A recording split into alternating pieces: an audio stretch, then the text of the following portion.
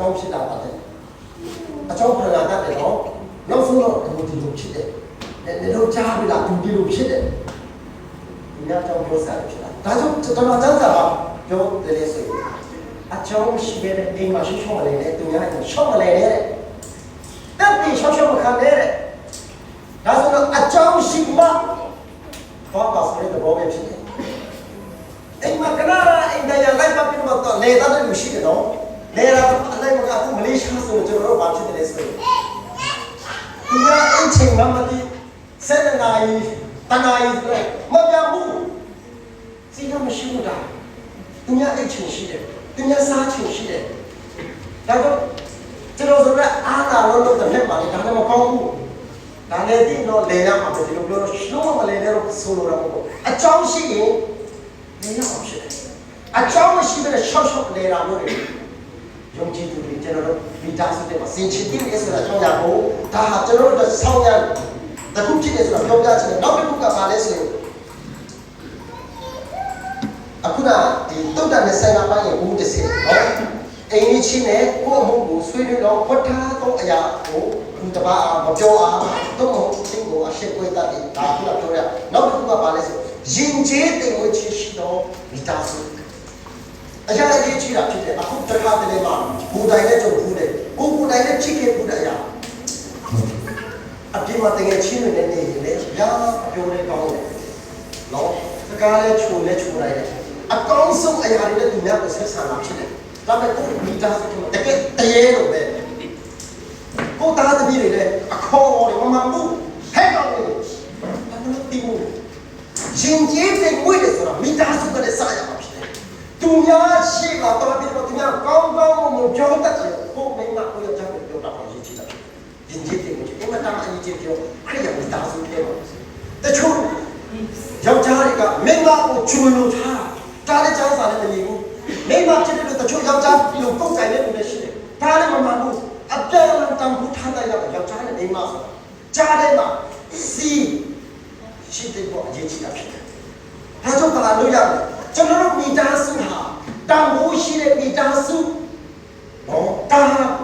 ခရစ်တော်အုပ်ဆိုးတဲ့မိသားစုဖြစ်တယ်ဆိုတာလူတွေအတူတူဆရာဖြစ်ဖို့အတွက်ဒီအရာတွေကျွန်တော်ဆောင်ဖို့ရတယ်အရေးကြီးတယ်ဆိုတာပေါ့ပြောပြချင်တာဖြစ်တယ်နောက်တစ်ခုကပါလဲဆိုရင်ယောက်ျားဖြစ်စေမိန်းမဖြစ်စေကျွန်တော်ကတငယ်ချင်းအတိုင်းဝိုင်းနေတယ်လေအိမ်မှာကျွန်တော်တို့တခါတလေကျွန်တော်မိတ်ဆွေတွေကလာနေတယ်လေကျွန်တော်စီမှာတငယ်ချင်းလာနေတဲ့အချိန်မှာမိန်းမဖြစ်တဲ့လူကပါလေတကယ်ချင်းပဲခဏလာနေတယ်ဆိုတော့ကျွန်တော်တကယ်ချင်းမှာဖြစ်တယ်မကြည့်ချင်တဲ့တော့အိမ်ထဲမှာနေပြီးတော့တကားနေပြီးတော့မှနေတာတော့လေဒါမလို့ရအလိုက်ကြည့်တဲ့ဘာဖြစ်ရမလဲနေပေးရမယ်ယောက်ျားကိုလည်းဘာဖြစ်ရမလဲတံမိုးထားတဲ့အရာကိုသူများမြင်ရမှာဖြစ်ရမယ်ယောက်ျားကိစ္စတကယ်ချင်းတော့ကိုမိတ်ဆွေကိုတကယ်ချင်းတော့ဘယ်လိုပေးရမလဲဒီမိမရဲ့တကယ်ချင်းလာတဲ့အခါမှာလည်းဘာလို့ရမလဲဟုတ်တယ်လေကိုတကယ်ချင်းလို့ဆက်ဆံပေးရမှာဖြစ်တယ်ယောက်ျားရဲ့တကယ်ချင်းကဘာယောက်ျားငါတို့ဆိုင်လို့မဟုတ်ဘူးတားတာခရိယာတွေဆိုတော့ကျွန်တော်အမြဲတမ်းကျွန်တော်တို့ကအမြဲတမ်းလူတွေကျွန်တော်ကြည့်နေတယ်ဖြစ်တယ်ကျွန်တော်ရဲ့အသက်ရှင်ချက်အကျင့်စာရိတ္တကသူတစ်ပါးကိုပြောင်းလဲစေနိုင်တာဖြစ်တယ်။ဒါကြောင့်မိစ္ဆာပေါင်းတင်းတွေနဲ့ယောက်ျားဘက်ကဖြစ်စေမိန်းမဘက်ကဖြစ်စေပေါ်ရတဲ့ကိုမိတ်ဆွေတို့ကိုအိမ်သူအိမ်သားတို့ပေါ်ရတဲ့အသက်တာရှိဖို့အတွက်လိုအပ်တဲ့ဆိုတာကိုလည်းပြောပြချင်တာဖြစ်တယ်။နောက်တစ်ခုက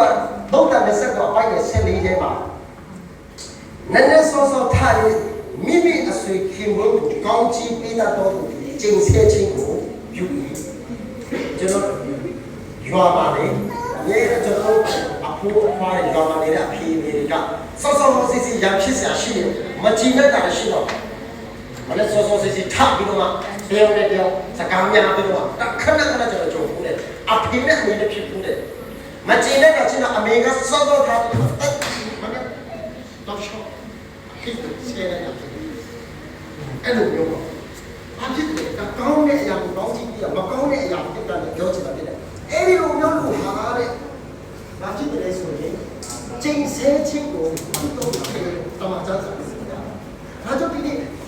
မကျင့်တဲ့ချက်တွေစောစောထားပြီးတော့ယောက်ျားကိုဆဲဆူမိန်းမတွေကိုအလုံးလုံးပြောနေတဲ့အရာတွေချက်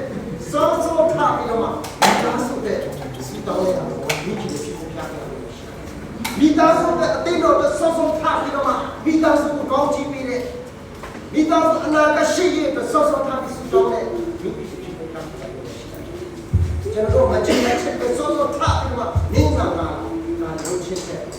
တောင်းချင်အားကျွန်တော်အပြောင်းလဲလုပ်ပြီးတော့ကျွန်တော်မိသားစုတဲ့ကောင်းချီးဖြစ်ရဲဆိုတော့ပြောပြချင်တာဖြစ်တယ်နောက်တစ်ခုကပါလဲဆိုရင်တုတ်တန်လက်ရှိအပိုင်းနဲ့6မမတော်မြတ်ပြုပြီးငိုရလာတော့လေဖြောမတော်သူစင်ရဲ့ချစ်တာလေးကောင်းမိသားစုထဲမှာငိုရည်ကြီးလေးဒါနဲ့ဓမ္မချမ်းစာတဲ့ညီတဲ့စီမံခန့်ခွဲမှုဒီမှာဓမ္မအစီရှိတာဖြစ်တယ်ငွေရည်ကြီးပါလေအကျင့်လေးငွေရည်ကြီးဟာငွေဆိုတာတုံးဖို့ဖြစ်တယ်ဖြုံးဖို့ငွေဆိုတာတုံးရမယ်မဖြုံးရဘူးတုံးတာနဲ့ဖြုံးတာမတူဘူးငွေရည်ကြီးကြောင့်လေမယားခွဲသွားတဲ့လူတွေလည်းအများကြီးရှိတယ်ဒါကြောင့်ဓမ္မချမ်းစာထဲမှာမိသားစုထဲငွေကိုတောင်းဖို့ထားစေလို့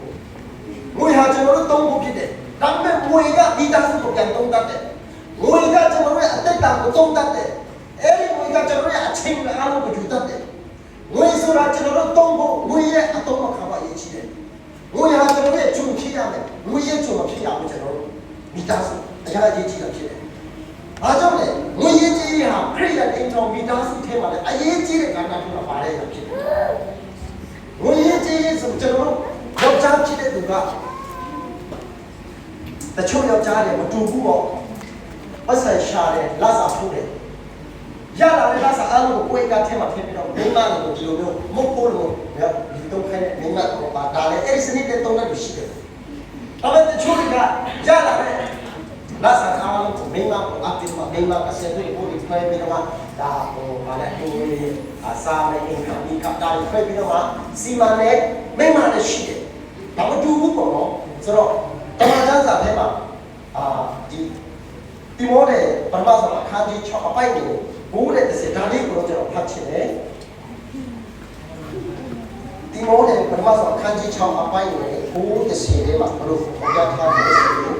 ငွေရတဲ့ချင်းကအလင်းအလိုရှိတော်သူသည်အပြစ်တွေးဆောင်ခြင်းဖမ်းမိခြင်းမိုက်မဲကျစီတတ်သောတတ်မဲ့ခြင်းများသေးလို့ရှားရောက်တတ်၏ထို့သောအပြစ်လူတို့သည်အကျိုးနဲ့ချင်းကျက်စီးခြင်း၌နိမုန်းတတ်ကြ၏အကြောင်းကငွေကိုတတ်မဲ့ခြင်းသည်မကောင်းသောအမှုအပေါင်းတို့ကိုမူလမူဖြစ်သည်လူအချို့တို့သည်ငွေကိုတတ်မဲ့ခြင်းကြောင့်ယုံကြည်ခြင်းတရားမှလွဲသွား၍ဘူပန်ခြင်းဝေဒနာများနဲ့ကိုယ့်ကိုယ်ကိုထုတ်ခြင်းခတ်အောင်ထိုးကြသည်အရာကြီးကြီးတာဖြစ်တယ်ဒီနေ့ကိုကြီးကြီးငွေဆိုတာအခုနပြောတယ်တုံးဖို့ဖြစ်တယ်ဖြုံးဖို့ငွေကိုလည်းတတ်မဲ့ဖို့တတ်မဲ့ခြင်းဖြစ်တယ်အဲ့ဒီတတ်မဲ့တော့အရာကမိသားစုကိုတတ်တာယူဆောင်လာတတ်တယ်ငွေရဲ့ကြုံဖြစ်ရမှာကျွန်တော်တို့ငွေတော့လိုအပ်တဲ့နေရာမှာကျွန်တော်တုံးဖို့ဖြစ်တယ်ဒါကြောင့်ကျွန်တော်ရဲ့အချိန်တွေမိသားစုကိုချစ်လို့ပတ်စံပေါ်မှာပဲငွေကိုလည်းတော့ရှော့ချပြီးတော့ဝိညာဉ်ရေးရမှာတစ်ဖက်မှာမိသားစုနဲ့မိတ္တဟာရပြက်လာတယ်ငွေကိုရှာရတဲ့အလုံးနဲ့အိမ်အလုံးနဲ့အိမ်မိသားစုအချိန်မှာပြီးတဲ့အရာတွေလည်းကြာလာတဲ့အခါမှာဘာဖြစ်လာတတ်တယ်မိသားစုနဲ့ရင်းနှီးမှုမိတ္တဟာရမရှိတာတဲ့အခါမှာတယောက်နဲ့တယောက်ကလည်းချစ်ချင်းလည်းရှိလာတော့မိသားစုကလည်းဘာဖြစ်လာတယ်နောက်ဆုံးတော့ယောက်ျားကလည်းပြန်တယ်ပုဂ္ဂိုလ်တိုင်းကလည်းအဲ့လိုဖြစ်တဲ့တကယ်ကိုဖြစ်တာအလုံးနဲ့ပြန်လာတဲ့ဖုန်းနဲ့အချိန်ပြီးတော့ဖုန်းနဲ့တခါတည်းမနေ့နိုးတဲ့အလုပ်ပြန်သွားတယ်နေမာနဲ့စကားပြောမယ်ယောက်ျားနဲ့သားသမီးတွေနဲ့ရင်းနှီးမှုလုပ်တယ်ဆိုတာအချိန်မရဘူးကျွန်တော်ရဲ့အချိန်တွေအားလုံးကဖုန်းနဲ့ငွေရှာခြင်းနဲ့ပြီးတဲ့အခါမှာနောက်ပိုင်းမှာဝိညာဉ်ရေးရမှာတော့စာတန်ကအမျိုးမျိုးနဲ့ပြက်ကကြာလာတယ်မှာဖြစ်တတ်တယ်ယုံကြည်ခြင်းတရားတော်မှာစွန့်ပစ်ပြီးတော့မှကိုယ့်ကိုယ်ထုတ်ချင်းခတ်တဲ့အထိဝိညာဉ်ကိုခံစားတဲ့ခရိယာမိသားစုဖြစ်တာအကြောင်းအရာတည်းရှိတယ်။အဲ့ဒါကြောင့်မလို့ဒီနေ့ငွေရေးကြေးရေးထဲမှာကျွန်တော်တို့စီကံရှိတဲ့မိသားစုလင်းနဲ့မရဖြစ်ပါရခြင်းကြီးတာဖြစ်တယ်။ကျွန်တော်ကတော့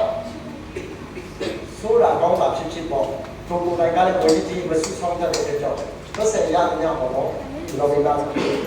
ဘာလို့ဘယ်တော့ဒီလိုစီမံခန့်ခွဲတာပေါ့အဲ့လိုမျိုးပေါ့လောက်တော့ကျူးစားပြီးတုံးပါတယ်ဘာဖြစ်လို့လဲဆိုတော့စိတ်ချတယ်ဘုံလုံးတော့လုံးဝအားလုံးပေးထားတယ်သူထဲကလည်းကြံပြီးတော့မှပြန်တောင်းတယ်မှာတုံးတာပေါ့နော်အဲ့လိုမျိုးလို့ဒါပေမဲ့တချို့ရတော့ယောက်ျားကမိန်းမစိတ်မချလို့ဘုံကအဲ့လိုမျိုးပြီးတုံးခိုင်းတဲ့လူတွေရှိပါပေါ့နော်ဒါတော့မတူဘူး ဒါပေမဲ့